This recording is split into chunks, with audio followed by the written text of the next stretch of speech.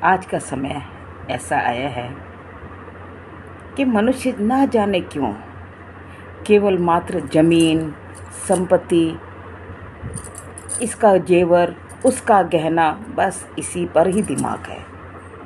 पता नहीं विवाहित पति पत्नी अपने बच्चों पर क्यों नहीं ध्यान दे रहे।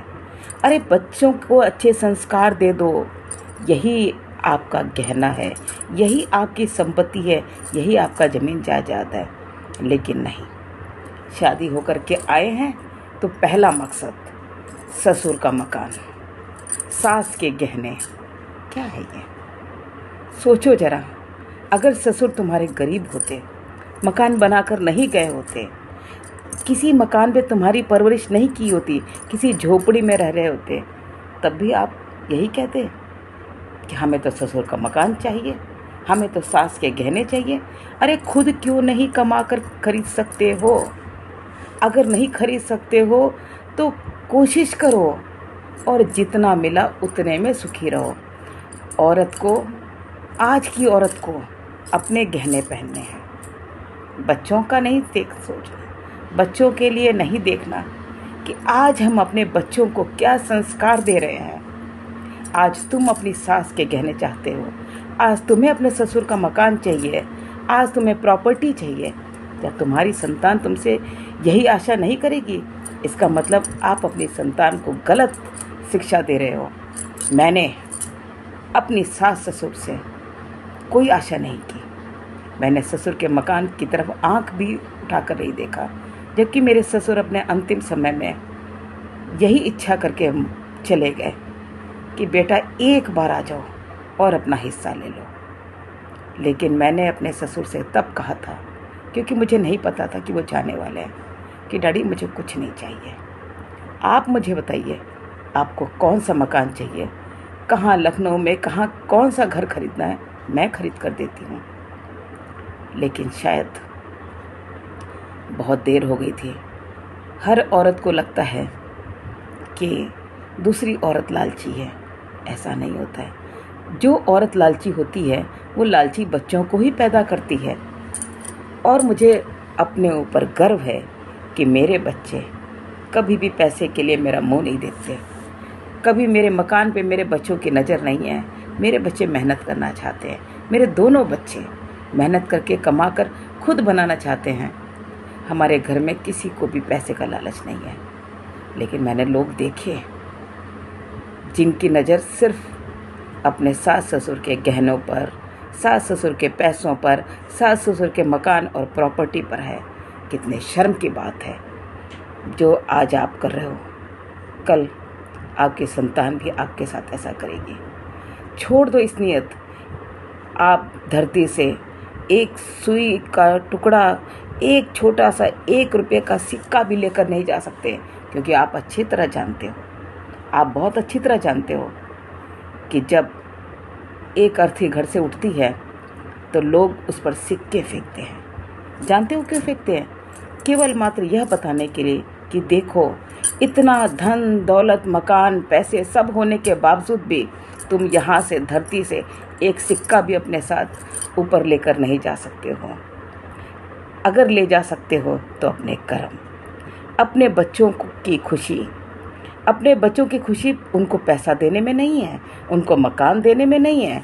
अपने बच्चों को इतना काबिल बनाओ कि वो आपके लिए कुछ करें, ना कि आप केवल मात्र हड़पने के लिए ही बैठे हो।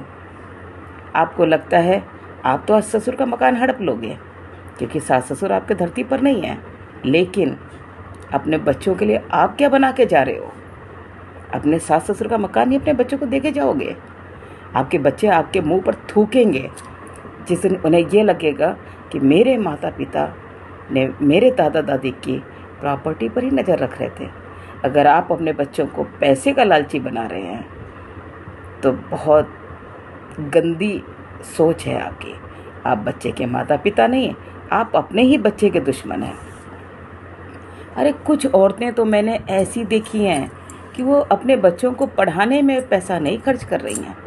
अरे कोई बात नहीं, आपका बच्चा 1 साल फेल हो गया, 2 साल फेल हो गया, नहीं पढ़ पा रहा, अरे 10 साल फेल हो गया, आप अपने पैसे अपने बच्चे पे फिर भी लगाओ, क्योंकि आज आपको अपना बच्चा पढ़ाना है। लेकिन नहीं, औरतें खुद तैयार होंगी और किटी पार्टी में जाएंगी, अपने लिए जेवर खरीदेंगी, अपने लिए नए नए कपड़े खरीदेंगी और बच्चों को एक कपड़े में ही गुजारा करवा देती हैं। क्योंकि वो अगर उन्होंने लड़के को जन्म दिया है तो उनके दिमाग में ये अच्छी तरह भरा हुआ है कि मेरे लड़के शादी के बाद दहेज में कपड़े लत्ते, सोना चांदी और पैसे लेकर के आएंगे और उसके बाद ही मेरे बच्चों को मैं प्यार करूंगी। अगर ऐसी नीयत औरतों की है तो बहुत गंदी नीयत है। मुझे नहीं लगता कि आपको ऐसा कुछ भी करना चाहिए। एक बार सोचो, इन बच्चों ने आपसे नहीं कहा था आप इनको जन्म दो, और अगर आपने इन बच्चों को जन्म दिया है तो आपका कर्तव्य है, आपकी पूजा है, आपका दायित्व है कि आप अपने बच्चों को शिक्षा दें, अच्छे संस्कार दें।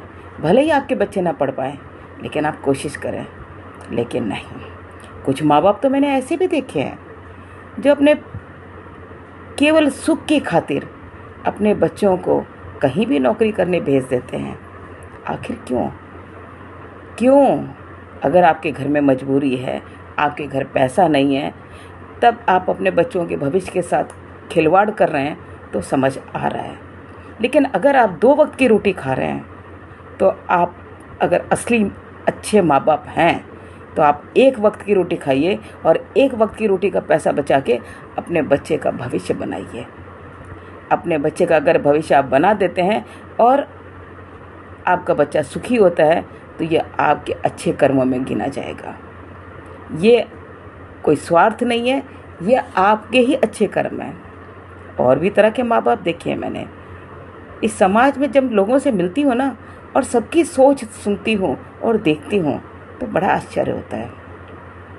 कुछ माँओं को तो ये लगता है हम अपने बच्चे को क्यों काबिल बनाएं, हम अपने बच्चों को क्यों पढ़ाएं लिखाएं। अगर हम अपने बच्चों को पढ़ाएंगे लिखाएंगे, काबिल बनाएंगे, अच्छी नौकरी दिलवाएंगे तो ऐश तो बहू करेगी आके। कितने नीच और कितने शर्म की बात है कि आप ऐसी बातें सोचते हैं। ऐसी बात आपके दिमाग में या जहन में आ रही है, आपके दिमाग में ऐसी बातें नहीं आनी चाहिए।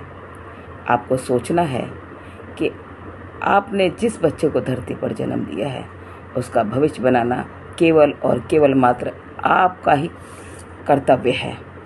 आप अधिकार तो मांगती हैं, आपको बुढ़ापे में सेवा चाहिए, लेकिन आपका बच्चा, मासूम बच्चा आपसे प्यार की उम्मीद कर रहा है, आपसे कुछ लग्जरीज़ की उम्मीद कर रहा है और आप अपने लिए लग्जरी ढूंढ रही हैं, केवल मात्र अपने लिए।